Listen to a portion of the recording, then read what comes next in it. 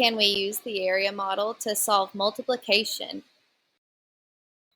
So first of all, we need to know, why is it called the area model? Well, to find the length and the width of a rectangle, we would measure each side length, and then we would multiply those side lengths together to see how much area is inside of the shape.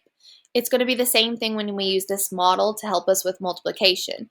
We're going to find the side lengths, we're going to use those factors as our side lengths, and then the area is going to be the total on the inside of the shape.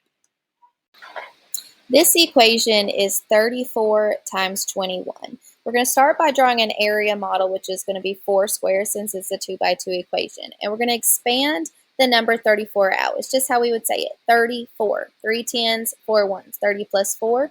And then 21. 20 plus 1. In the first box, we're doing 30 times 20. We're going to cover up the zeros and just do 3 times 2 is 6. And then put the 2 zeros back on. Then 20 times 4 is 4 times 2 is 8, and put the 0 back on.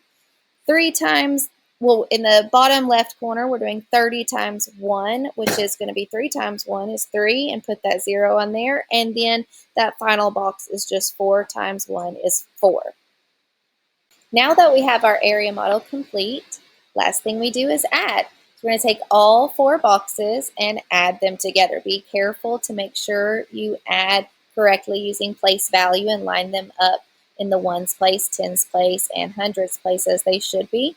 The ones place we start with, and there was 4. Tens place, we have 11, and we carry the 1, and then we do 6 plus 1 is 7. So 714 is our final answer. Let me know in the comments what you think my next video should be on.